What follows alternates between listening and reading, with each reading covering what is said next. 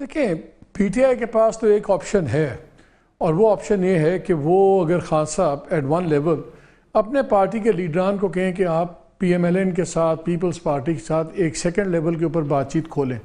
اس کے دو فائدے ہیں. جب بھی پولیٹیکل پارٹیز آپس میں بات کرتی ہیں تو انسٹیٹیوشنز تھوڑا سا گھبراتے ہیں بیکاز دے فیل کہ الائنس بنے گا تو کس کے خلاف بنے گا, کیا ہوگا, تو وہ آپ کو ایک مارجنل سپیس ملتی ہے, لیکن خان صاحب اس پہ کریں گے نہیں. پھر ایک اور مسئلہ بھی ہے اور جس میں انسٹیٹیوشن کو بڑا دھیان سے چیزوں کو دیکھنا ہوگا. دیکھیں گراؤنڈ ریئلٹی یہ ہے کہ اس وقت پی ایم ایل این یا پیپلز پارٹی ان کا یہ پولیٹیکل مسئلہ نہیں ہے کہ یہ عمران خان کو پولیٹیکلی ایلیمنیٹ کر سکیں. ان کو عمران خان کی پولیٹیکل ایلیمنیشن کے لیے فوج چاہیے, ان کو فوج کی کانفرنٹیشن چاہیے, ڈائریکٹ کانفرنٹیشن عمران خان کے ساتھ. اس لیے آرمی کو اس بات کو زیادہ دھیان سے دیکھنا ہے کہ یہ جو بوجھ ہے ان کے پولیٹیکل ان کیپیسٹی کا, کیا یہ فوج کو اٹھانا چاہیے, اور اگر اٹھانا چاہیے کس حد تک اٹھانا چاہیے, یا اوپنلی کتنا اٹھانا چاہیے اور اوورٹلی کتنا اٹھانا چاہیے. بیکاز جب آپ کہتے ہیں نا کہ تیسری پارٹی, تو عام طور پہ جب پہلی اگزامپل کو مجھے ابھی آپ میں سے دے رہا تھا کہ پہلے جب ہوتا تھا تو آرمی آربیٹریٹ کرتی تھی, پیپلز پارٹی ہوتی تھی اور کبھی پی ایم ایل این ہوتی تھی, ان میں 19-20 سے 16-20 کا فرق ہوتا تھا, ایک کی ریپلیسمنٹ دوسری. اس وقت بیانیہ جو ہے قومی بیانیہ وہ ڈیولپمنٹ کے بیانیے سے بہت آگے فوت نکل گیا ہوا ہے. اب اور چیزیں ٹچ سٹون بن گئی پالیٹکس کی. اس وقت جو عمران خان کا پولیٹیکل وزن ہے وہ ان سب کے کمبائنڈ وزن سے زیادہ ہے. جسٹ بیکاز ان جیل یا پارٹی اس وقت بالکل ہائیڈنگ میں ہے یا جن کو آپ کہیں تباہ حال ہوئی ہوئی ہے, وہ دیز آر ٹیمپرری تھنگس. یہ ٹرانزیشنل فیز ہے اس پارٹی کا بھی. اس کے بعد بھی ان کے 80-90 لوگ ہاؤس میں بیٹھے ہوئے. And so Imran is on a high, جو پاپولیرٹی کا ہائی ہے. ریاست کے ادارے ہیں یہ پاور کے ہائی میں. اب یہ دونوں چیزوں کو ریکنسائل کرنے کی بات ہو رہی ہے. اس میں دونوں کو دو قدم پیچھے ہٹنا ہوگا. اس میں جو آرمی کا ٹاپ براس ہے ان کو بھی اپنی پرسنالٹی گرین سے ہٹ کے 2 قدم پیچھے ہونا گا, عمران کو بھی ہونا گا. یہ ایک امپاسبل سچویشن لگتی ہے آج. یہاں پہ بڑی 2 اسٹرانگ پرسنالٹیز کا کلیش ہے, جو انسٹیٹیوشن اور پارٹی کا کلیش اب بن گیا ہوا ہے. سو اس میں بہت زیادہ پروڈنس چاہیے, اس میں بہت زیادہ درمیانی, اور فوج کو ایک فیصلہ کرنا ہوگا. Do they only fight battles of the country اور are they willing to fight of the political parties also. Army کو کھپنا نہیں چاہیے ان لوگوں کی سیاسی لڑائیوں میں. اچھا, اب اگر یہ دونوں طرف سے بڑی پروڈنس چاہیے. اس وقت مجھے دونوں طرف یہ ماحول نظر نہیں آ رہا. میرے نزدیک تو وہ پریس کانفرنس 2 کاموں کے لیے ہوئی تھی. ایک تو یہ کہ ڈسپیل کر دیا جائے امپریشن کہ شاید پچھلے خانے کوئی بات ہو رہی ہے, کچھ کانٹیکٹس ہو رہے ہیں, اور بہت سے لوگ سمجھتے تھے کہ شاید کوئی رپروشما یا ورکنگ ارینجمنٹ ٹائپ چیز ہو جائے. تو اس سے 2 قسم کے امپیکٹ آ رہا تھا. ایک تو یہ آ رہا تھا کہ جو پی ٹی آئی کے لوگ تھے اوبیسلی ان میں تھوڑا سا حوصلہ بڑھ رہا تھا کہ اچھا اگر رپروشما ہو رہا ہے تو اب ہم بھی ذرا کھل کے آ سکتے ہیں, ہمیں پرانے والے کانسیکوینسز فیس نہیں کرنے پڑیں گے. اور دوسرا, کئی لوگ یہ بھی سمجھتے تھے کہ اگر رپروشما کی بات ہو رہی ہے تو اس کا مطلب ہے کہ establishment on a weaker footing جا رہی ہے, اور خان صاحب کی جو بڑھتی پاپولیرٹی ہے اس کا ویٹ اب اگنور نہیں کیا جا رہا.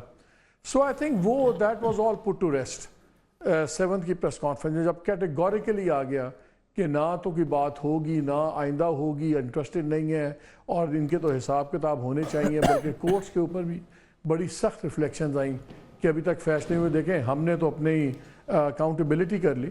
بلکہ ان اے سرپرائزنگ تھنگ جب ایک سوال کیا گیا جس کا May 9th یا اس اکاؤنٹیبلٹی سے تعلق نہیں تھا, وہ کور کمانڈر منگلا کہ واز گوئنگ ہوم, اس کو بھی بڑا categorically D G I S P R نے یہ کہہ دیا وداؤٹ ایکچولی سیئنگ اٹ کہ ان کو فارغ کیا گیا ہے, وہ کوئی ریزائن کر کے نہیں گئے.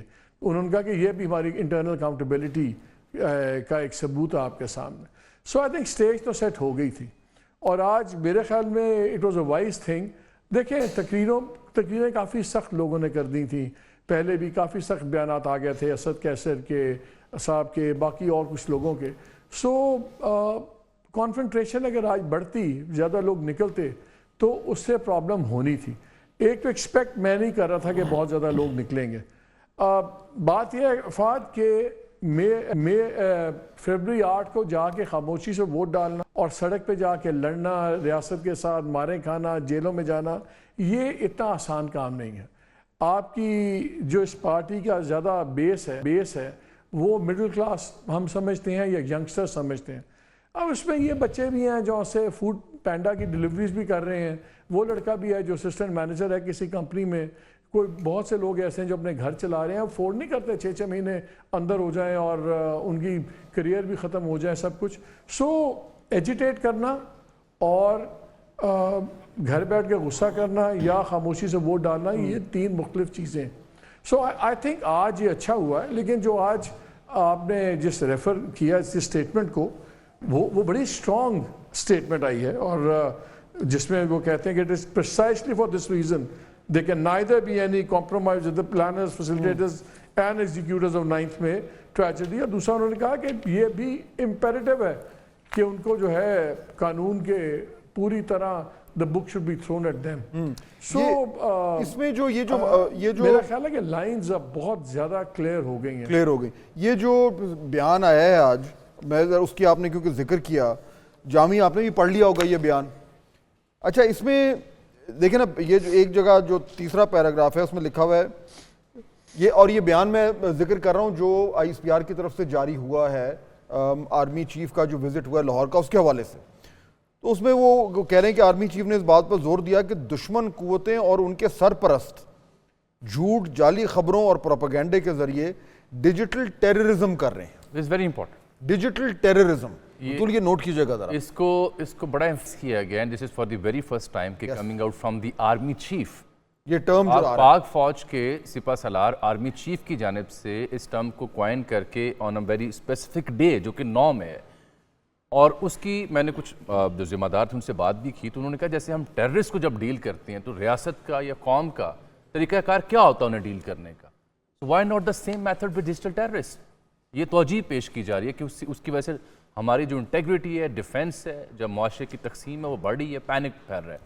ان کی اسپیچ کا آپ ذکر کر رہے تھے، جیسے مالک صاحب کہہ رہے ہیں، لائن انہوں نے بڑی کلیئر ڈرا کر دی ہے.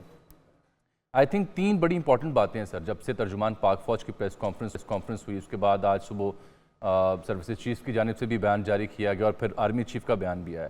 میں گورنمنٹ نے جو کچھ کہا اس کی بات نہیں کروں گا. 3 بڑی امپورٹنٹ ٹیک اویز ہیں. ایک تو جو ڈیجیٹل ٹیررزم کا انہوں نے فینومینا اس کو ایڈریس کیا، ہائی لائٹ کیا. اور ہماری خبر تو یہ بھی ہے کہ 30 مئی تک ہم دیکھ رہے ہوں گے کہ فائر وال جو ہے پیکا لا کی منظوری بھی دے دی جائے گی اور فائر وال بھی پاکستان میں آ جائے گی to curb this digital terrorism. اس سلسلے میں جو ذمہ دار ہیں ان کو آن بورڈ لے لیا گیا ہوا ہے. دوسری اہم شے انہوں نے کہی کہ ہمارے پیشنس کو ٹیسٹ نہ کیا جائے، ہماری لیمٹس کو. اور تیسری بہت واضح بات جو ترجمان پاک فوج بھی کہہ رہے تھے، نو ٹاکس اور deal with the abettors, planners and facilitators of 9th میں. یہ بھی طے کر دیا گیا کہ ان سے بات نہیں ہو سکتی. صرف ایک گنجائش باقی چھوڑی ہے ریاست نے، وہ یہ ہے کہ صدقے دل سے معافی مانگی جائے. لیکن اس کے بدلے میں جو PTI کا لب و لہجہ ہے اس سے تو نہیں لگتا کہ بات وہاں جائے گی. البتہ جو مالک صاحب بات کر رہے تھے اس کی بڑی سوچی سمجھی پلاننگ PTI کے اندر پائی جاتی تھی کہ اگر ہم نے آج کے دن کے موقع پر کوئی بھاری بھرکم احتجاج کی کال دی تو صورتحال مزید خراب ہو سکتی ہے. ریاستی ادارے جو آلریڈی اشتعال میں ہیں مزید ہمارے لیے زمین تنگ کر سکتے ہیں. اور اہم وجہ عمران خان کا خود بھی منظر عام پر نہ ہونا ہے. لیکن جامی یہ اپنے بڑا اہم نقطہ اٹھایا. اس سے لگ رہا ہے کہ یہ PTI کی حکمت عملی ہے. لیکن کچھ گھنٹے پہلے تک جو بیانات PTI کی طرف سے آ رہے ہیں جو کہ غیر ذمہ دارانہ بھی ہیں، دھمکی بھی ہے ان میں، اور اس کے مقابلے میں یہ حکمت عملی کے لوگ نہیں نکلنا، یہ how do you relate to it? یہ کس طرح کی حکمت عملی؟ اس میں بڑی ساتھ ہے پاکستان تحریک انصاف کی ٹاپ لیڈرشپ بھی ہو یا ان کے ترجمان بھی ہوں. دے نو کہ they got nothing to lose now. ایک دوسری بات ان کے ذہن میں یہ ہے، بالخصوص عمران خان صاحب کے ذہن میں، کہ اگر وہ اس پوزیشن سے پیچھے ہٹتے ہیں تو جو پولیٹیکل کیپٹل پاپولیرٹی کے نیم پہ انہوں نے لیا ہے وہ ڈیمیج ہو جائے گا.